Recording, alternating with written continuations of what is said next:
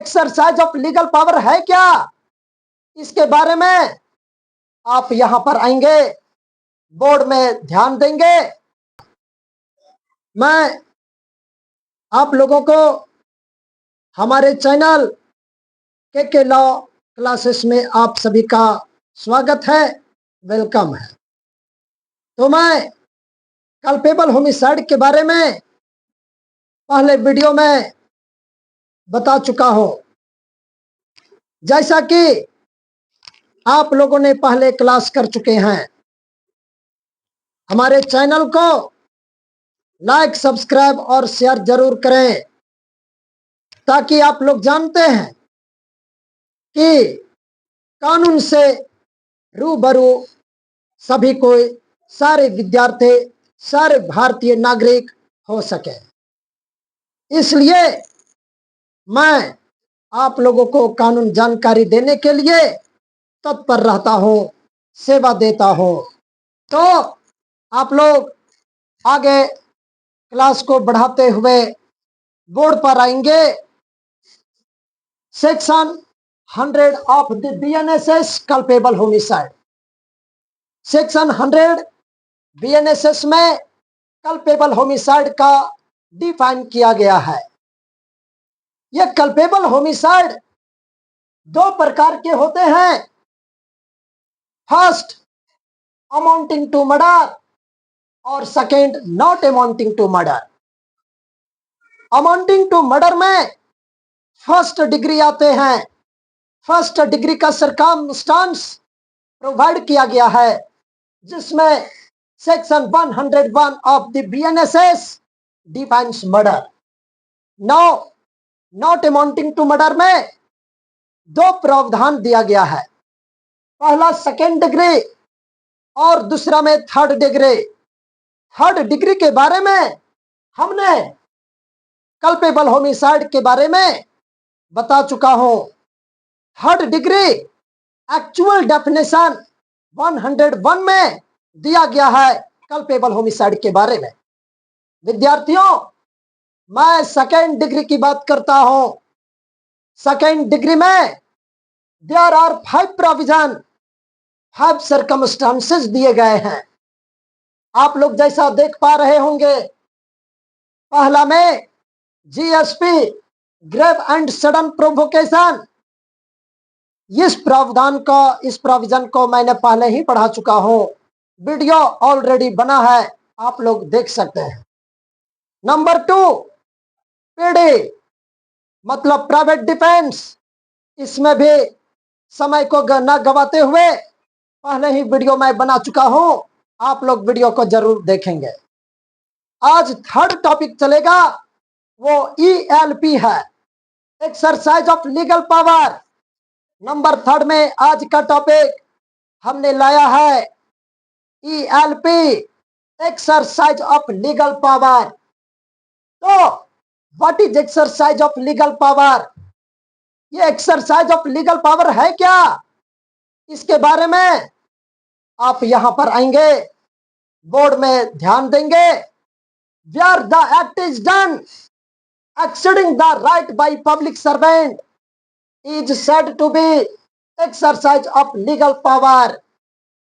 मतलब कोई भी सरकारी ऑफिसर, जिसे पब्लिक सर्वेंट के नाम से जानते हैं, यह पब्लिक सर्वेंट का जितना सरकार के द्वारा पावर दिया गया है, लीगल पावर दिया गया है, वो अपने पावर के दायरे में रहकर ही उस पावर का इस्तेमाल किया जाना चाहिए।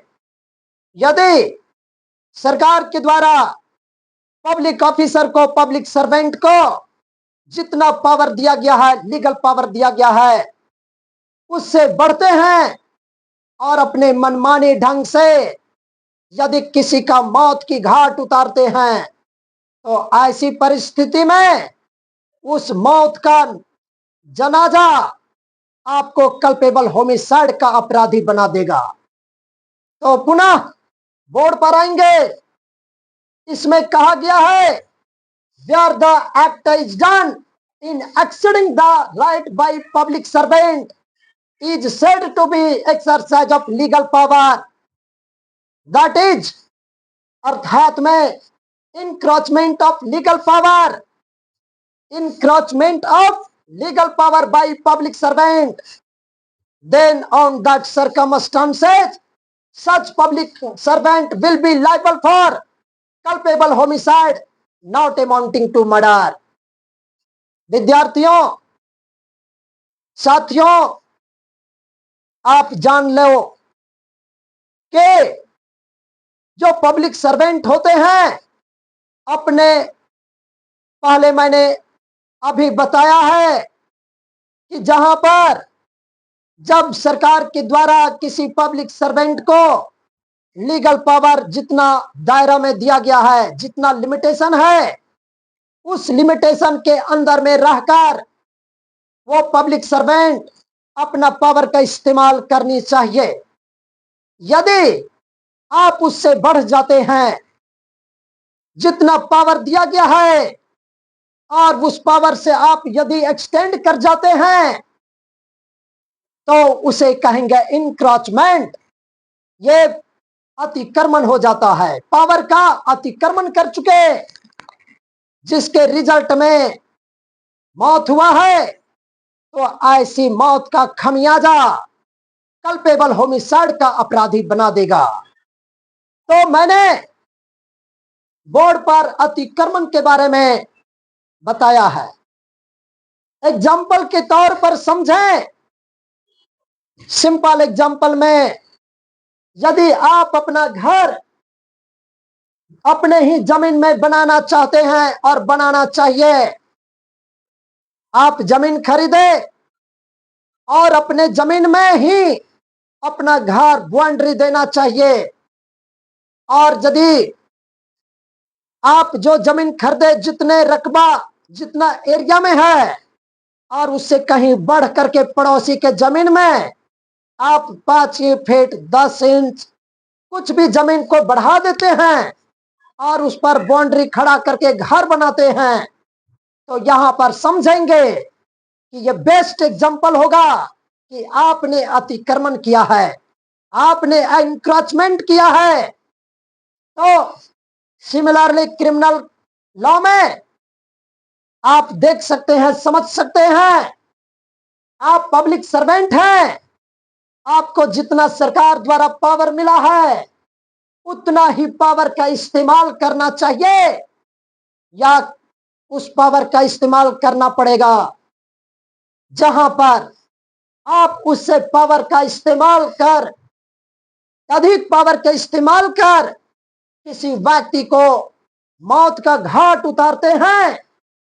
तो ऐसी परिस्थिति में बंधुओं, विद्यार्थियों, कानून को जानकार होना चाहिए।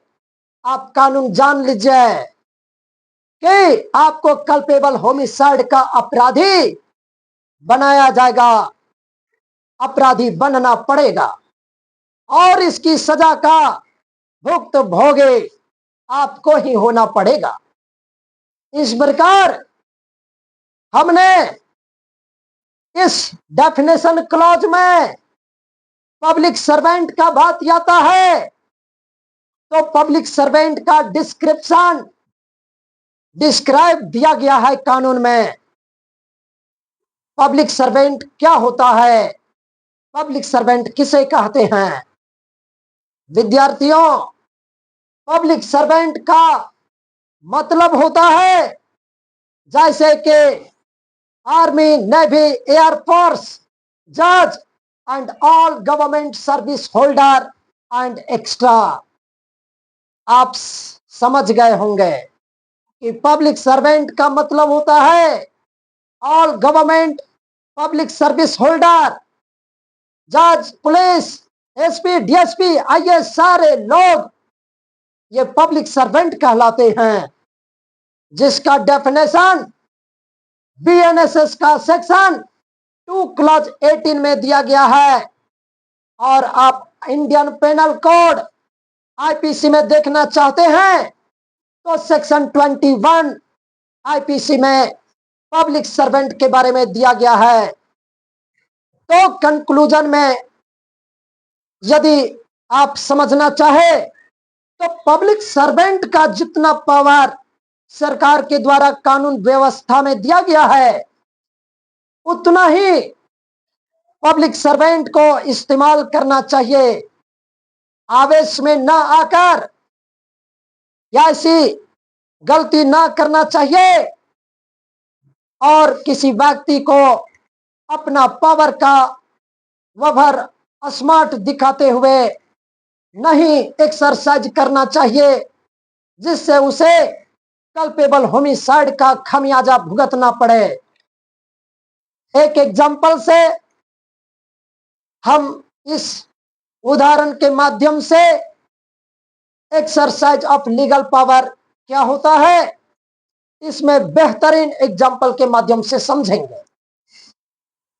एग्जाम्पल में यहां पर एक एसपी का आदेश होता है, पुलिस ऑफिसर को दिया जाता है कि यह रोड के किनारे ये और बी दो अक्यूज्ड, दो कैरेक्टरलेस, समाज के कैरेक्टरलेस अपराधी रोड के किनारे खड़े हैं।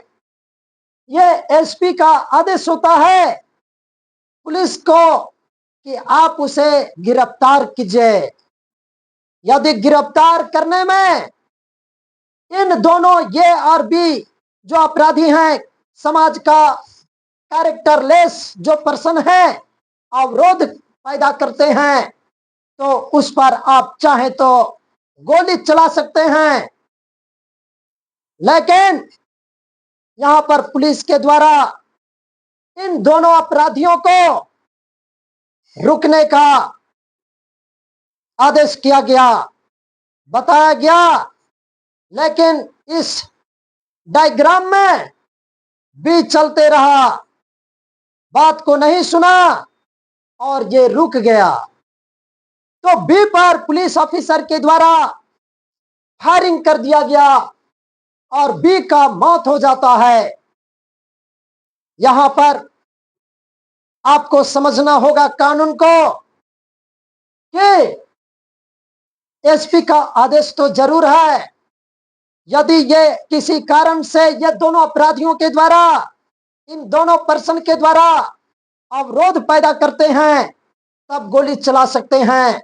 लेकिन यह पुलिस ऑफिसर के द्वारा सिर्फ चलते हुए राहगीर की तरह उसे रुकने का आदेश किया जाता है और बी नहीं रुकते हैं तो बी पर गोली चला दी जाती है और बी का मौत हो जाता है। यहां पर पुलिस ऑफिसर ने ये एक्सरसाइज ऑफ लीगल पावर को एक्सटेंड कर गए, एक्सीडिंग कर गए। हमने डेफिनेशन क्लॉज में बता रखा है कि where the act is done in the exceeding of the right by the public servant. Public servant के द्वारा जितना लीगल पावर का इस्तेमाल करना चाहिए था, उससे ये एक्सटेंड कर गए। इंक्रोचमेंट ऑफ लीगल पावर हो गया, इंक्रोचमेंट कर दिए। तो ऐसी परिस्थिति में आपको यह एहसास हो गया होगा कि इन्होंने police officer is liable for culpable homicide not amounting to murder under section 105 of the BNSS। तो इस प्रकार आज हमने थर्ड टॉपिक के बारे में आपको इस टॉपिक के बारे में समझ में आ गया होगा।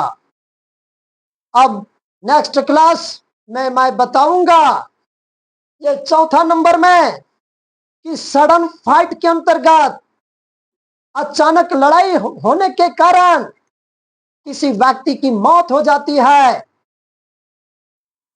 तो वो भी कल्पेबल होमिसाइड में होंगे। अब आपके मन में विचार आता होगा कि अचानक लड़ाई, उसमें अड़ोस पड़ोस नहीं होना चाहिए, पहले का कोई लड़ाई झगड़ा का, जमीन जायदाद का कुछ सब्जेक्ट मैटर नहीं आना चाहिए। यदि प्रीवियस कुछ लड़ाई झगड़ा का नमूना है कुछ घटना से संबंधित है और अचानक लड़ाई करेंगे तो ये कल्पेबल होमिसाइड नहीं बल्कि मर्डर का डेफिनेशन में हो जाएगा। अचानक लड़ाई का मतलब होता है कि no previous intention in the mind between the both of the parties. तो मैं इसी टॉपिक के साथ ये पहले के वीडियो को देखते रहिए और हमारे के लॉ क्लासेस चैनल को लाइक, सब्सक्राइब और शेयर जरूर करें ताकि हमें उत्साह मिले आप लोगों के समक्ष इस प्रकार की नए नए वीडियो को बनाने का मौका मिले। और मैं अपने वाणी को विराम देता हूं। आप लोग सदा सुखी रहें, आगे बढ़ते रहें, हमारा भारत एक हो और भारत बढ़ते रहे।